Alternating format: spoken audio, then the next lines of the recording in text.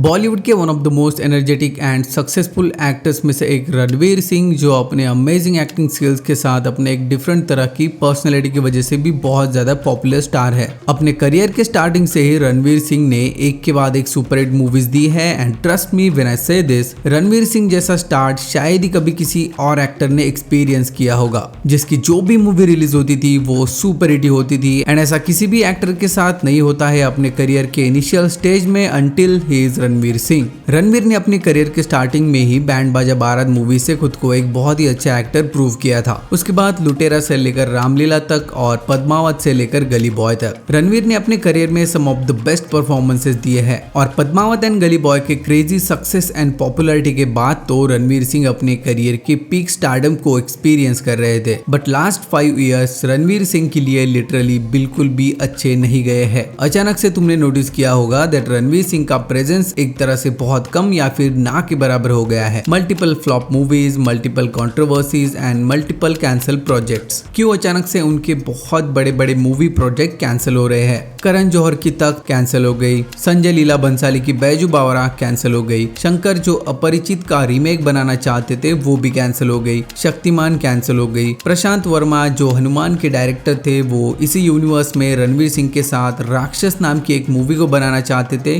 वो भी कैंसिल हो गई। और जो भी बड़े प्रोजेक्ट्स उन्हें मिल रहे हैं उनके लिए उन्हें इतना ज्यादा क्रिटिसाइज क्यों झेलना पड़ रहा है? लाइक डॉन 3 को इतने ज्यादा क्रिटिसाइज क्यों किया गया था? क्यों धीरे धीरे रणवीर सिंह इंडस्ट्री से गायब हो रहे हैं? और बेसिकली रणवीर सिंह जैसे एक अमेजिंग एक्टर की अपकमिंग रिसेंट टाइम में कोई भी बिग मूवी रिलीज क्यों नहीं है? What is really happening with Ranveer Singh?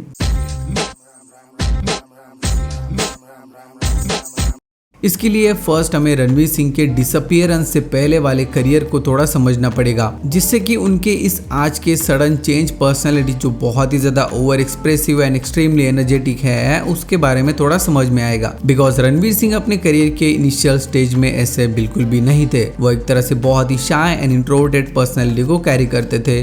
Ranveer ने अपने करियर की शुरुआत की थी यशराज फिल्म जैसे बड़े बैनर के अंडर बनी मूवी बैंड बाजा बारात से, जो एक हिट मूवी थी एंड किसी भी एक्टर के लिए YRF जैसे बड़े प्रोडक्शन हाउस के अंडर बॉलीवुड में डेब्यू करना बहुत बड़ी बात होती है। और इसी सक्सेसफुल डेब्यू के बाद अगेन रणवीर एंड अनुष्का शर्मा के साथ YRF ने एक और मूवी को प्रोड्यूस किया, लेडीज वर्सेस रिकी बहल, जो ऑल्सो एक सक्सेसफुल मूवी थी। So back to back 2 successful movies और वो भी YRF के अंडर बनी। रणवीर सिंह के लिए ये एक ड्रीम स्टार्ट था। 2013 में लुटेरा मूवी रिलीज हुई थी जो क्रिटिकली अक्लेम थी and also was a box office hit. और रणवीर सिंह ने अपने स्टार्टिंग के 3 मूवी से ही खुद को एक स्टार जैसे इंस्टैब्लिश कर लिया था। रणवीर के इसी सक्सेस को संजय लीला बंसाली ने बहुत अमेजिंग वे में यूटिलाइज किया रामलीला मूवी में। Ramleela was a blockbuster and Ranveer was experiencing dream success. Ranveer की back to back movie successful हुई थी and every director and industry में भी रणवीर को ऐसे कंसिडर किया जा रहा था that Ranveer Singh means guaranteed success. इसके बाद गुंडे वाज अ हिट, किल दिल was above average and again दिल धड़कने 2 जो एक मल्टी स्टारर मूवी थी also was a hit. Ramlila के सक्सेस के बाद 2015 में रिलीज होती है संजय लीला बंसाली की Bajirao Mastani,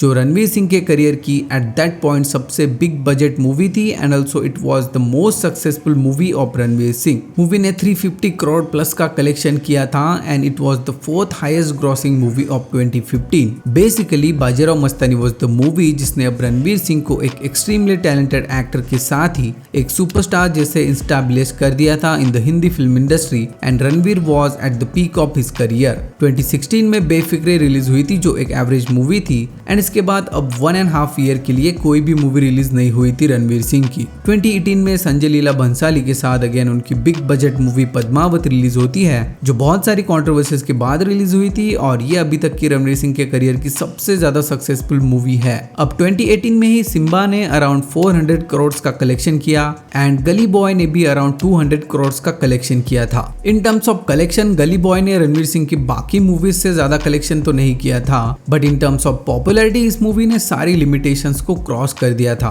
and Ranveer Singh was all set to became the superstar. But यहाँ से रणवीर सिंह के करियर में थोड़ा सा डिप देखने को मिला था। लाइक 2020 में उनकी कोई भी मूवी रिलीज नहीं हुई थी और 2021 में रणवीर सिंह का हमें सूर्यवंशी मूवी में एक छोटा सा कैमियो देखने को मिला था। ऑलमोस्ट 2.5 years तक रणवीर का मीडिया अपीयरेंस थोड़ा कम हो गया था और ये पोस्ट पैंडेमिक फेज था, सो एक तरह से सारी फिल्म इंडस्ट्री ही डाउन चल रही थी। अब 2021 में रणवीर सिंह की मोस्ट एंटिसिपेटेड मूवी 83 रिलीज हुई थी, जो एक बहुत बड़ी फ्लॉप हो गई थी। इस मूवी से सबको बहुत ज्यादा एक्सपेक्टेशंस थी।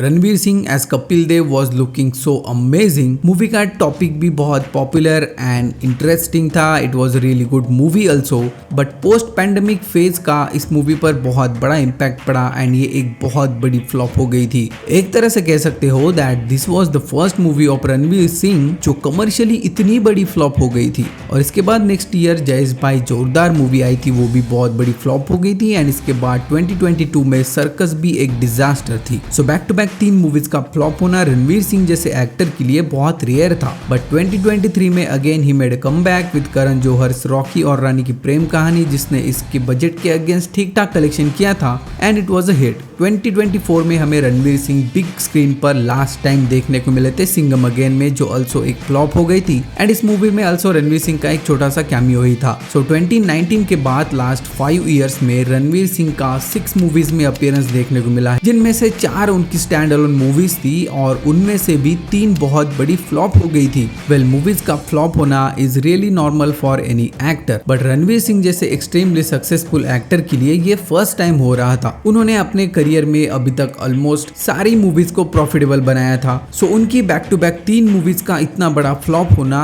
एक तरह से उनका डाउनफॉल ही कंसिडर किया जा रहा था। बट मूवीज का फ्लॉप होना was not only the reason behind the downfall of Ranveer Singh. किसी भी एक्टर के फैंस उनके on screen and off screen दोनों पर्सनैलिटी से बहुत ज्यादा इन्फ्लुएंस होते हैं। 2015 के बाद से रणवीर सिंह के पर्सनैलिटी में एक सडन चेंज देखने को मिला था। अचानक से वो बहुत बोल्ड कॉस्ट्यूम्स एंड लुक्स के साथ मीडिया में अपीयर होने लगे थे। एक इंट्रोवर्टेड एंड नॉर्मल पर्सनैलिटी को छोड़कर एक ओवर एक्सट्रोवर्टेड पर्सन जैसे मीडिया में बिहेव करने लगे थे। एंड रणवीर सिंह के इस पर्सनैलिटी को बहुत ज्यादा ट्रोल भी किया जा रहा था। एंड उनके जो डाई हार्ड फैंस थे उन लोगों के लिए रणवीर सिंह को ऐसे अवतार में देखना बिल्कुल भी प्लीजिंग नहीं था। उनकी इसी ओवर द टॉप पर्सनैलिटी की वजह से ऑडियंसेस ने एंड उनके फैंस ने रणवीर को एज ए एक्टर सीरियसली लेना धीरे धीरे बंद कर दिया and he started losing respect as a actor. 2022 में रणवीर सिंह ने एक न्यूड फोटो शूट किया था जिस पर बहुत बड़ी कंट्रोवर्सी हुई थी। अल्दो बाद में रणवीर ने अपने सोशल मीडिया अकाउंट से इन पोस्ट को रिमूव कर दिया था, बट रणवीर को इसके लिए बहुत ज्यादा हेट एंड बैकलैश झेलना पड़ा था। डॉन 3 के अनाउंसमेंट के बाद भी रणवीर सिंह को पता नहीं क्यों बहुत ज्यादा हेट मिला था। 2023 के एंडिंग में कॉफी विद करण शो पर दीपिका पादुकोण एंड रणवीर सिंह के बीच में जो कंट्रोवर्सी हुई थी उसने भी मीडिया का बहुत ही एक्सट्रीम अटेंशन ग्रैब किया। अब ये एक ऐसा टाइम था जब रणवीर सिंह अपने आने वाली मूवी की वजह से कम और अपने कंट्रोवर्सी की वजह से ज्यादा मीडिया में अपीयर हो रहे थे। ऑब्वियसली उनके फैंस के लिए ये एक बहुत बड़ी डिसअपॉइंटमेंट थी। रणवीर सिंह जैसा एक्टर जो हमेशा हर एक जगह पर देखने को मिलता था, एवरी अवार्ड शो,